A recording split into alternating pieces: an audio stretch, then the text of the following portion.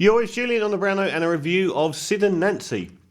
Because I've been ill and starting a new job, I've just not listened to any new music or watched any new films. But on TV, and I hadn't seen it since probably the late 80s, Sid and Nancy. So Alex Cox, I knew primarily as a presenter of a show called Movie Drone on BBC TV back in the late 80s, which was an iconic cult show, which was, it focused on cult films. Left of centre films, stuff that, non-mainstream cinema. It was great, a great show. He also directed films, but intermittently. But he had two back-to-back classics, which is Repo Man in 1984, probably his best film, certainly his most iconic film, and Sid and Nancy not long after. And then he sort of went into a spiral of very poorly received films like the Joe Strummer starring Straight to Hell and Walker. But the last film he directed, Tombstone Rashomon, was 2017. He's still been making and directing films, not to much attention, and never to as much attention as Repo Man or Sid and Nancy since. So it's a story of one of rock's great love affairs, the pre-Kurt Cobain and Courtney Love, Sid and Nancy. And starring Gary Oldman as Sid Vicious and Chloe Webb as Nancy, what's her surname? Nancy Spungen. And basically, Nancy Spungen was often mischaracterized as a druggie who became this awful human being, but she nearly died in childbirth from asphyxia and was diagnosed with schizophrenia. She had a very, very torturous childhood, was very violent, and it's likely that this near-death experience when she was being born actually had an impact on her brain. And she was, by her teenage years, she had a laundry list of behavioural problems.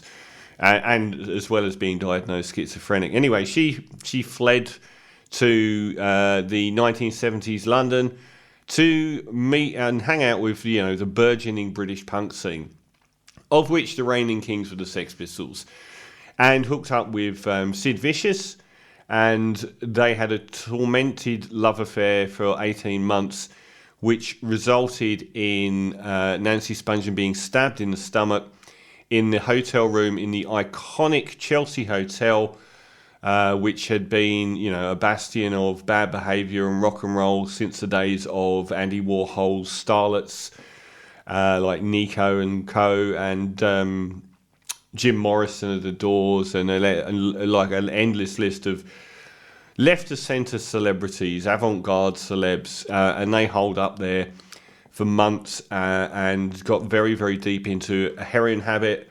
And Sid Vicious was arrested for a murder, but it's never been cut and dried as to what happened, whether he did it, whether he would have ever been found culpable of doing it, whether it was an accident, or whether one of the two people that were confirmed to have visited the hotel room or been in the vicinity dropping off drugs, who were also of extremely poor character, were the ones that actually did it. Anyway, he was put on bail and lasted a few months on bail in New York, waiting this core celeb trial.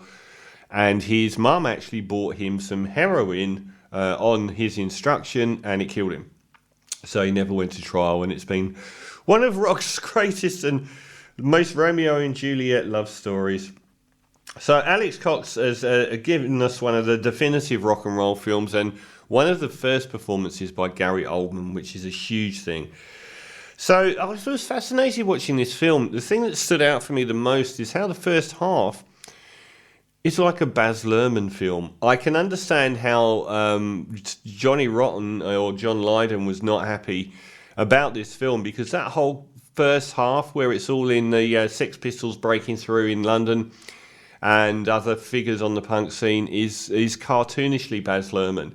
It's incredibly over the top and very, very cliched and cringe-inducing, and often very much, and like a Baz Luhrmann, often a lot of fun as well. The portrayal of John Lydon is bizarre. It's a really strange portrayal. And it's got a lot of abuse as well. Andrew Schofield. And the film's littered with a lot of people from that era. And the whole thing just changes gradually as the Sex Pistols fall apart, and Sid Vicious goes off solo and records an iconic version of My Way, which has since become, his signature song. But a lot of it because of an incredible music video where he's on the steps shooting members of the audience, which is recreated really, really faithfully here. And the fact that it is the end sequence in Goodfellas, it will forever be associated with that in Goodfellas. It's the music when the recently departed, much beloved Ray Liotta is eating his egg noodles and tomato ketchup on his, being a schmuck, picking up the newspaper from his drive, and it's sort of, you see Joe Pesci go, pow, pow, pow, and it descends into the Sid Vicious version of My Way, which is a really brilliant moment. The second half of the film is just a lot more soulful. It really gets into the characters a lot more and their relationship, and it's often really sad. Nancy Spungen herself is like... The real problem here is they overplayed the punkishness to such a degree. It's like any room they walk in, they just punch a window and spray graffiti on the walls. And it's a little bit over the top. I mean, you wouldn't let people like that get away with it. Like, they smash up cars in the street for no reason. All the time. It's like you can't take them anywhere at all. And they're just completely antisocial. Which has its pluses and its minuses. I mean... It's missing a lot of what punk was about. Punk wasn't just about vandalising property. There was a lot more to it, and a lot more to John Lydon's, theoretic understanding of modern life and the music industry, and how fake everything was, and how anyone could do it. And Malcolm McLaren as well, a background character pretty much here as well. His the whole world was a lot more intelligent and political than it's given here, which is just, teenagers that would set your car on fire sort of thing. And they're just such an obnoxious pair. They're just incapable of not causing trouble wherever they go.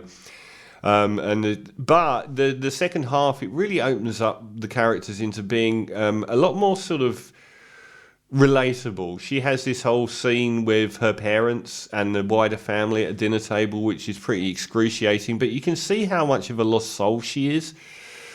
And she's constantly saying about how they're going to do these things and everything's going to change for the better. And there's a real tragedy to what unfolds. And it gets very dark towards the end as well.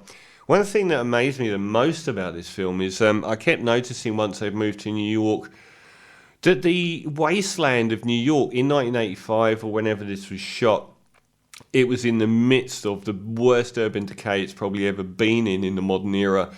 Violence and theft and muggings, and it was in drug addiction, homelessness. It was an absolutely horrific place to be. And the shots of the wasteland of New York and everything, I actually made a point of looking at the cinematographer. I was remarkably surprised to see it's Roger Deakins.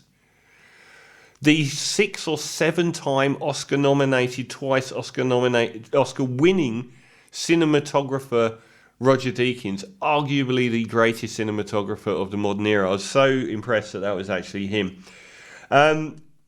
It's, I thought, ultimately very well put together. I thought the cartoonishness of the punk in the first sort of half of the film was a bit overwhelming, and I thought, oh dear. But it was a lot of fun. But then it did broaden out the screenplay into being a much more thoughtful and sad film, and a lot more depressing as well. But ultimately, I thought it was a really good watch. And Gary Oldman and Chloe Webb in the central pairing are magnificent. They're so good in their roles.